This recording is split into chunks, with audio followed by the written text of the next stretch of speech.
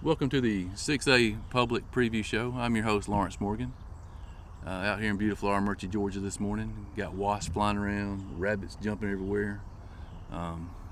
Flying solo today, so we'll run through this pretty quick. I'm going to go over each team in reverse order of how they finished last year, go over some of the Player of the Year candidates, then we'll jump right to the spot that everybody loves to hate. I'll pick the 4 playoff spots this year in 6A. We'll get started with a team that I think has the potential to have a breakout season in 2021, Armuchee Indians. Coach Jeremy Green, 4th season with the Indians. Got a real good solid core of senior players coming back. All-region wide receiver J.J. House. The kid catches everything thrown at him. Had a real good spring game, couple of touchdowns. Cameron Parker is healthy. Heck of an athlete, can play all over the field. Quarterback, running back, wide receiver, whatever is called on, man, this kid can play it. 2 big backs, Malik Drunick, Alex Wright, both guys over 6 foot, 200 pounds. Real solid backfield for the Indians. Junior Chandler DeSanto, he's going to be stepping in there at the starting role this year. He got some games under his belt in 2020. Riley Ross, another kid that had a real good spring game. I know the coaching staff out there at Armuchee is looking forward to him. And a kid that I think is going to have a breakout season in 2021 on the defensive side is J.R. Early. Big 6'3", 190-pound defensive lineman, linebacker. Had a real good summer. Seen some of his huddle. I think this kid is going to have a real big season in 2021. One of the things that's talked about a lot at Armuchee is the 2024 class. Loaded class of kids, man. A lot of people are going to make contributions from that class. Jacob Seagraves, at defensive back. Riley Steen, linebacker. Hagan Terry, big kid. But I think the best kid in that 2024 class might be Grayson Perry, the kicker. He saw some of the clips up in Gatlinburg. Went to kicking camp this summer. Kid might be the best kicker in the 2024 class in Northwest Georgia before it's over. So yeah, I'm really looking forward to what the Indians put together this year. I think they go the way of the offensive line. The offensive line's going to have to step up and play huge. They get 5 games early in the season, man, to put it all together. But if the offensive line puts in the work, I think the Indians could compete for a playoff spot in 2021. Number 5 last year, a team that everybody in Northwest Georgia who follows 6A football is talking about, Tryon Bulldogs. I know the coaching staff up there, man, they're trying to lower the expectations. You know, you'll talk to them, you'll say, hey, man, you have a great team. You guys are going to do well, and they'll try to downplay it, but, man, this team is loaded. I saw them at a 7-on-7 Gordon Central earlier in the summer and saw Rob Brown. You can tell the kids spent some time in the weight room. Kid's going to have well over 1,500 yards this year rushing behind a very experienced offensive line. Caleb Parks, Ezra Adams, Brentley Wilbanks, Sharp. Parks already got several Division II college offers. Ezra Adams will have some before he's done, stays healthy. Real good quarterback. You know, that was the problem last year for the Bulldogs, is they were on their 3rd or 4th team quarterback by the time the season was over. Eller, he looked real good in the 7-on-7. If he stays healthy all season, that'll be a big plus for the Bulldogs. Defensive side, you got Brentley Wilbanks coming back, 100-plus tackles. Tryon used to be a one-dimensional team up there, man, running the football every play, but Coach Patrick, 2nd season up there, man, he's got a more spread offense. Got some real good wide receivers out there, Lincoln Farrer, Brody Brown, Cole Cavan, tight end, big 6'5" kid, man. I saw him a couple years ago, real skinny dude. I could tell this offseason he's put on some weight. Just saw he got his official offer from North Alabama. Kid blocks well, catches well out of the backfield. He's going to be a big focus for the Bulldogs this year in 21. Last year's 4th place finisher, Best Academy. A team that I really didn't see much of last year, because fans weren't allowed to attend the Best home games. A couple of their games were canceled because of COVID last season. They weren't able to make the trip up here to Northwest Georgia. But I know they have a few guys returning this year from last year's team. Keyway Bell, the back, cornerback. Saw some of his video from spring, man. Real good, quick kid. Khalik Brockett, linebacker, 6 foot 170 kid, real active on the defensive side. They got a sophomore, Amir Robinson, athlete. Coaches are really looking forward to seeing what this kid can do, man. He runs all over the field, can play any position.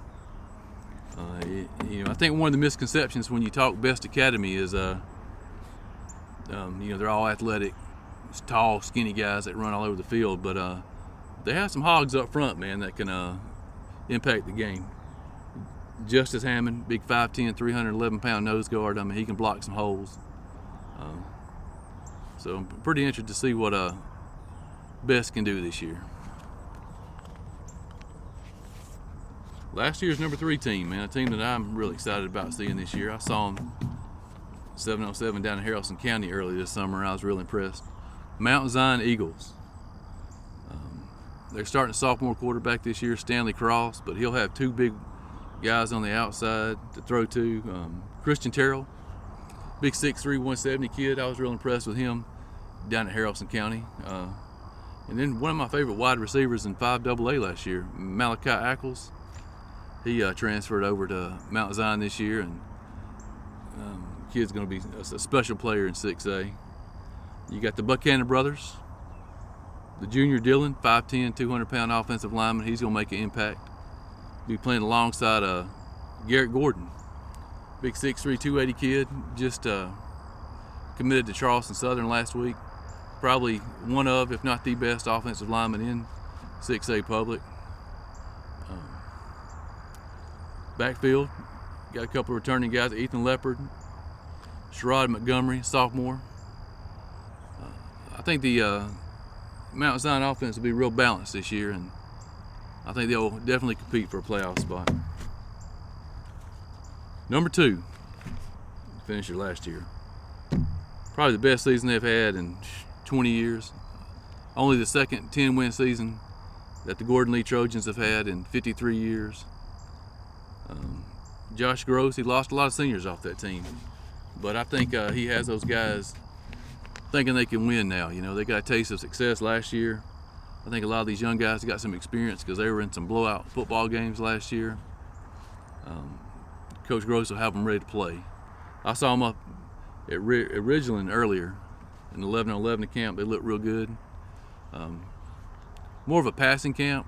I know Gordon Lee's not going to traditionally be a passing team, so I'm curious to see what they come out with this Friday night in their first scrimmage game. But from what I could tell, Connor Whitman getting a lot of reps at quarterback. You got Chandler Brown, 6 foot 265 guy coming back on the offensive line. Brody Genter, Nate Dunphy, probably get some carries in the backfield. One of the kids I saw at the 11-on-11 there looked good was Caden Derryberry, wide receiver, made a couple of grabs. Penn Askew, kid that was all-region defensive back for 2 years, moving to the linebacker spot. He'll add some experience for the Trojans on defense. Real curious over the next 2 weeks, man, to see how these Trojans look heading into the season, and then they'll have 5 weeks to gel, and I think they'll be ready. Last year's number 1 team, a team that I think will, probably finish number 1 in 2021 as well, the Bowden Red Devils. Loaded at every position, looking to go back-to-back region champions for the first time in 16 years. Last year's Player of the Year returning, Robert McNeil at quarterback. You got Gage Stevens at running back, big Aiden Nunn, offensive lineman, Andrew Hobson outside, wide receiver, Blake Whitman, center, 5'11", 230 kid. A couple of sophomores, Wyatt and Beasley, gonna make impacts. One of the kids that I think he's going to have a breakout season in 2021 is defensive end Tanner Langley. Kid will probably end up playing linebacker at the next level. Just picked up a offer to play football for Stetson. Real good looking kid. Bowden's loaded. It's going to be tough to beat Bowden this year. It's going to be tough to compete unless they beat themselves. You're going to have to really come out and have your A game on, or I mean, you're going to get ran off the field. All right, Player of the Year candidates. I think the Player of the Year is in the bag. Unless you have to give it to the reigning champ, Robert McNeil, quarterback at Bowden. He was your 2020 Player of the Year. I don't see any reason why he's not the 2021 Player of the Year. Offensive Player of the Year. A couple of guys are going to compete for it. Rob Brown at Trine, running back at Trine. He's probably going to put up some gaudy numbers this year. Christian Terrell, Malachi Ackles at Mount Zion, and J.J. House at Armurchie. These guys are liable to catch for close to 1,000 yards apiece this year at wide receiver spot. Nikwe Bell, running back at Best. He's going to have a good year. But I think your Offensive Player of the Year is going to be Gage Stevens, running back at Bowden. I don't think he'll get as many carries as some of these other guys to put up as gaudy of numbers. With that offense they run, it's pretty balanced. But the kid's a heck of a player. Definitely your front runner for Offensive Player of the Year in 6A. Defensive Player of the Year, Penn Askew at Gordon Lee's a contender. Ackles, Seagraves, Amir Robinson at Best. There's a couple of defensive backs that could step up and really make an impact. Khalif Brock, linebacker at Best. The two guys I mentioned earlier that are going to have breakout seasons this year, J.R. Early and Tanner Langley. They could have big seasons. But I think your Defensive Player of the Year this year is Brantley Wilbanks. He's moving from linebacker to defensive line. It's probably going to cut down on some of his tackles. The kid had 110 tackles last year as a junior. The kid's a beast, man. Going to be a beast on the defensive line this year. Look forward to seeing what they can do this year. All right. It's that time. Playoff time. Number 5. Mark this date down on your calendar. October 22nd, Chickamauga, Georgia. The winner of the Gordon Lee Best Academy game that night will get the number 4 spot.